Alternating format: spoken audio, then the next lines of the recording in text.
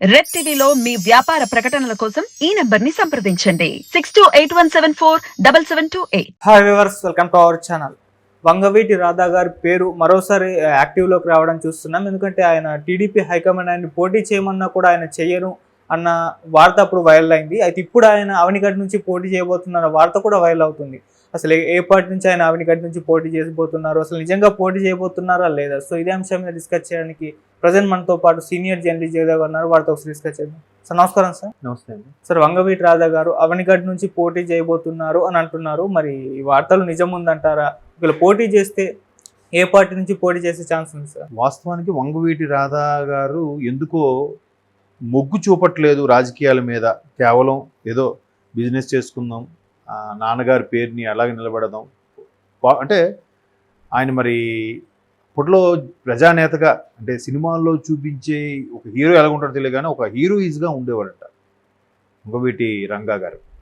So అంత image, ఒక అంటే చిన్న పర్సనాలిటీ కానీ అంత క్రేజు, అంత ఇమేజు.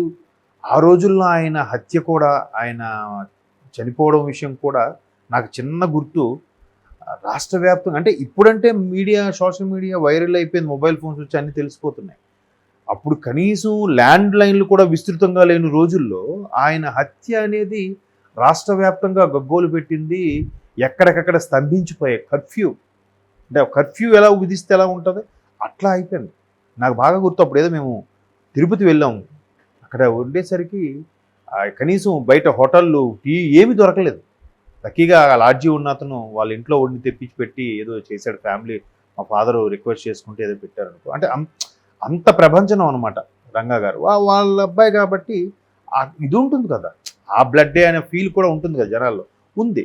ఆ పర్టికులర్ సామాజిక వర్గానికి కూడా చాలా ఇమేజ్ ఉంది వంగవీటి గారి ఫ్యామిలీ అంటే. సో అటువంటి రాధా గారు ఏంటంటే ఎందుకు గతసారి టీడీపీలోకి చేరినా కూడా 19కి ముందే అప్పుడు కూడా పోటీ చేయలే, మొగ్గు చూపలే. టీడీపీ అధిష్టానం కూడా ఆయనకి చూపింది హక్కును చేర్చుకోవాలనుకుంది. బట్ ఎందుకో మరి ఆయన విముఖత వ్యక్తం చేశారు. సో దీన్ని బేస్ చేసుకొని రీసెంట్గా అంటే ఒక 5-6 నెలల కిందట మన కొడాల నాన్నగారు, వంశీ గారు, వంగవీటి రాధా గారు ముగ్గురు మంచి స్నేహితులని మనం విన్నాం చాలా సార్లు. ఈయన కూడా ఒక సందర్భంలో వైసీపీలోకి రావాలని ఆహ్వానించినప్పుడు కూడా ఆయన ఏమి ఊహనలేదు, ఆనలేదంట.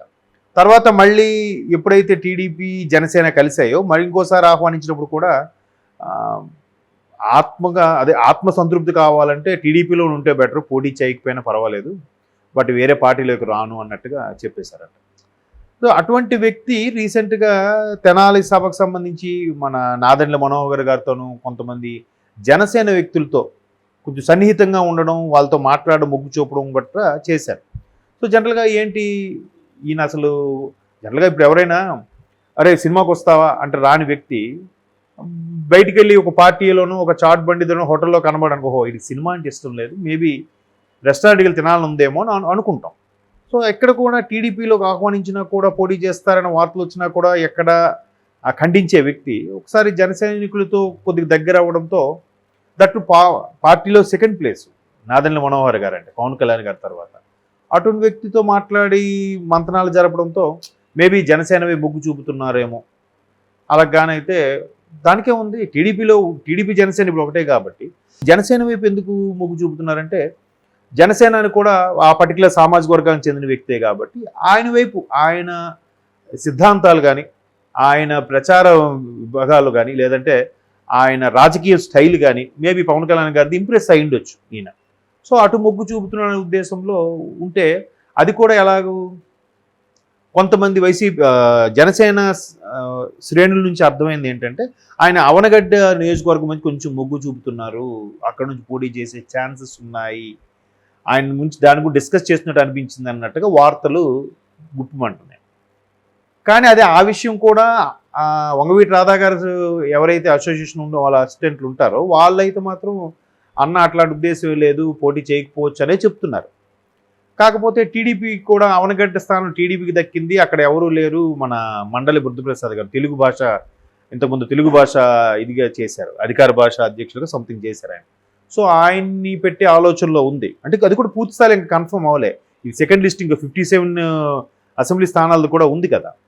సో ఆ స్థానాలకు సంబంధించి కొన్ని బీజేపీ కూటమి చేరిన తర్వాత బీజేపీకి ఒక 9 ఇస్తున్నారు, ఎలాగూ జనసేనకి 21 వస్తున్నారు, రిమైనింగ్ టీడీపీ ఇంకా క్లారిటీ లేదు.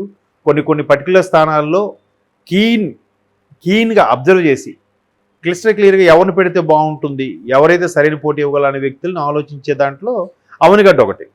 సో అవనిగడ్డ ఎట్లాగో ఆయన మొగ్గు చూపుతున్నాడు కాబట్టి ఆయనకి ఇద్దామా, అలాంటప్పుడు అది జనసేనకే కేటాయించాలని కూడా టీడీపీ సుముఖంగానే ఉంది. ఎందుకంటే టీడీపీ అడిగిందండి కూడా, టీడీపీ అధిష్టానం రాధా గారిని ఆహ్వానించి మీరు చేస్తారన్నా కూడా ఆయన ఎందుకో ఇష్టం చూపించలేదు.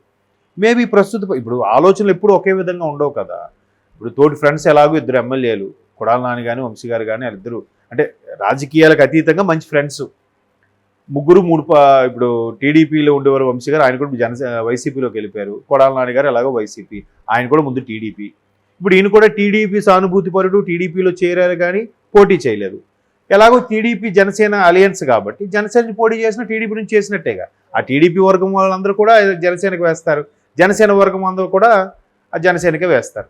సో ఖచ్చితంగా గెలుపు ఖాయమవుతున్న ఉద్దేశంలో అవనగడ్డ మీద మొగ్గు చూపుతున్నట్టుగా ఒక ఊహాగానాలు జరిగినా జరగచ్చు, దానికి ఏముంది. ఎట్లాగూ ఆయన వంగవీటి రంగా గారు అబ్బాయి అని ఒక ఇమేజ్ అయితే ఉంది ఆయనకు, ఒక ప్రస్తుతానికైతే క్లీన్ ఇది ఉంది ఆయనకి, ఇమేజ్ ఉంది, క్లీన్ ఇమేజ్ ఉంది. ఎలాగూ ఇప్పుడు రాష్ట్ర పరిస్థితుల దృష్ట్యా టీడీపీ జనసేన కూటమి వస్తుంది అనుకుంటున్న నేపథ్యంలో ఇలాంటప్పుడు గెలుచుకొని సాధించుకుంటే రేపొద్దున ఆయనకు ఒక గౌరవమైన పదవి, ప్రభుత్వం డీల్ చేసే దాంట్లోనే అభ్యర్థిగా ఉన్నారనే గౌరవం కూడా దక్కుతుంది. కాబట్టి అలా కూడా అయ్యుండొచ్చు, ఇట్స్ ఎక్స్పెక్టేషన్స్ అంతే. బట్ ఆయన రాజకీయాలకు ఎందుకు విముఖంగా ఉన్నారనేది మాత్రం తెలియదు. మేబీ పెళ్ళి అయింది కాబట్టి పెళ్లి తర్వాత ఆలోచన విధానం ఏమైనా మారిందేమో, అట్లా కూడా అయ్యుండొచ్చు.